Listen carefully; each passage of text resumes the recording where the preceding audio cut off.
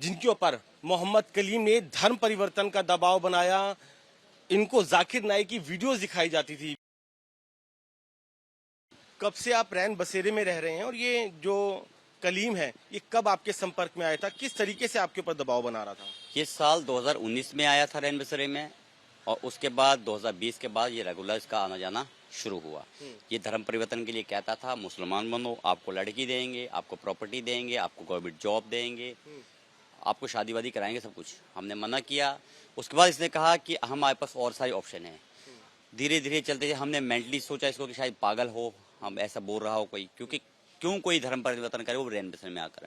लेकिन लास्ट 4 महीने की बात अगर करूंगा, 4 महीने से इसने इतना टॉर्चर कर दिया कि आप यकीन न कर सकते, हम आत्महत्या करने तक पहुंच गए।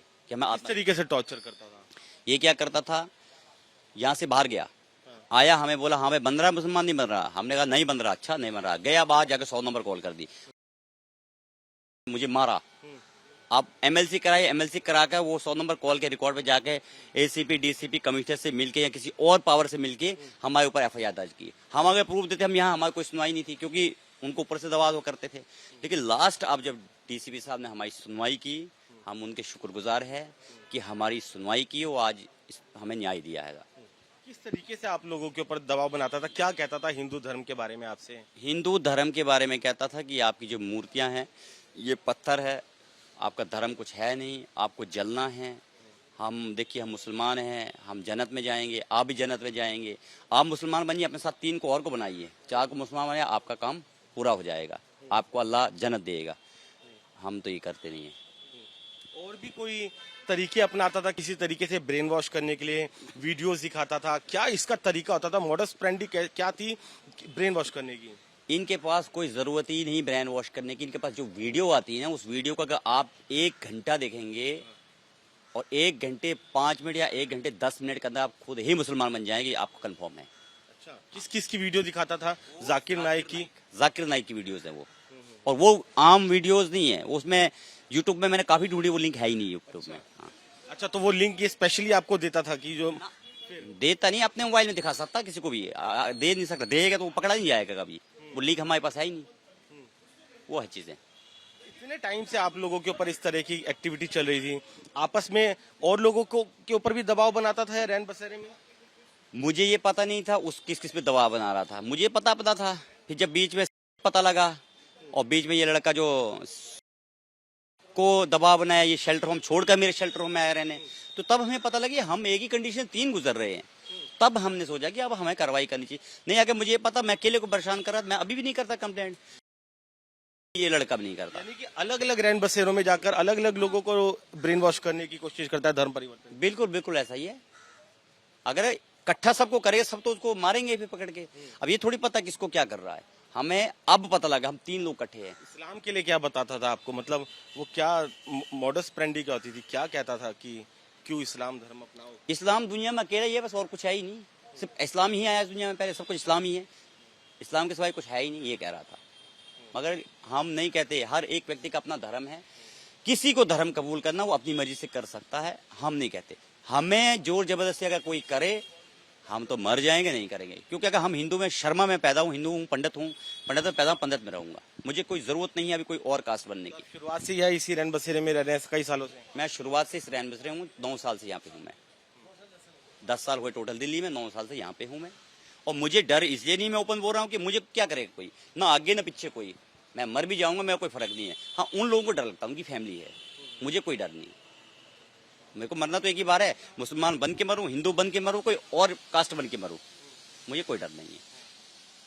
तो ये इनके हाथ में ये शिकायत की भी कॉपी है, जो कि इन्होंने दिल्ली पुलिस के जो डीसीपी हैं उनके नाम पर यह लिखी है, जिसमें इन्होंने देखिए बताया है कि मोहम्मद कलीम नाम के एक व्यक्ति के द्वारा रैन बसेरा number 626 Turkman Gate Ali Road shelter home में आए दिन आकर घर से बेघर साथियों को गाली गलौज, मारपीट, गुंडागर्दी और हिंदू मुस्लिम के नाम पर दंगा फसाद करने के संबंध में ये प्रार्थना दी गई, शिकायत करी।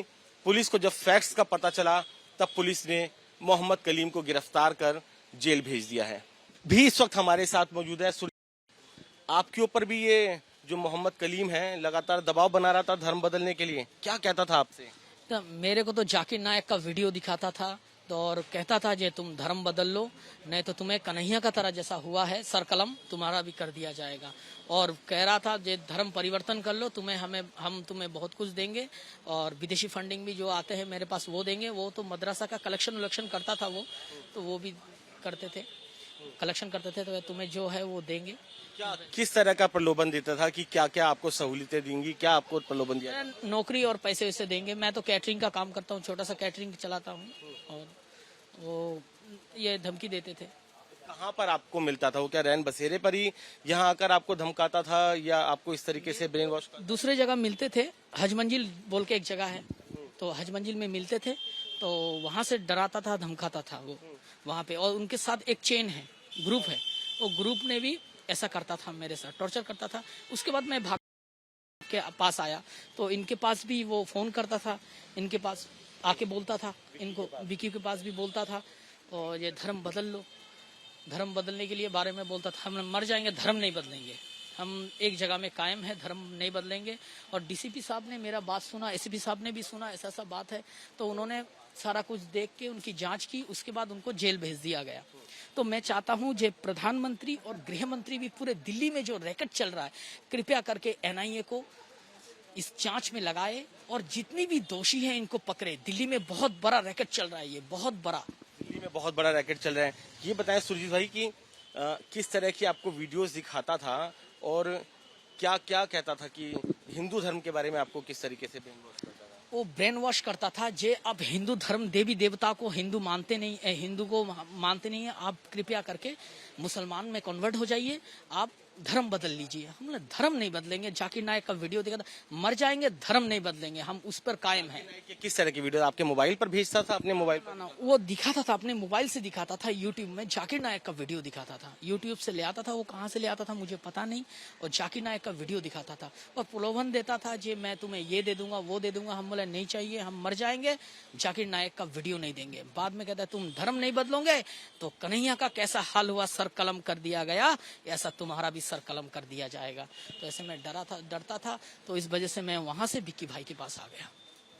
तो आप यहाँ रैन बसेरे में नहीं रहते हैं, तो कैसे जानते हैं आप यहाँ कैसे पहुंचे? विक्की भाई को जानता था, हमारे केयर टेकर हैं, ये सबके इंचार्ज हैं विक्की भाई, जितने भी है रैन बसेरे उनका इंचार्ज है। तो उनके पास संपर्क किया, मैं उनके पास आ गया, मैं उनके पास आ गया। जिनके ऊपर भी मोहम्मद कलीम ने धर्म परिवर्तन करने का दबाव बनाया, मूर्तियों को ना पूजने की बात कहता था, साथ ही जाकिर नायक के वीडियोस दिखाए जाते थे जिससे किसी तरीके से ये लोग अपना धर्म परिवर्तन कर लें। कैमरामैन रंजीत के साथ वरुण जैन, एबीपी न्यूज, दिल्ली।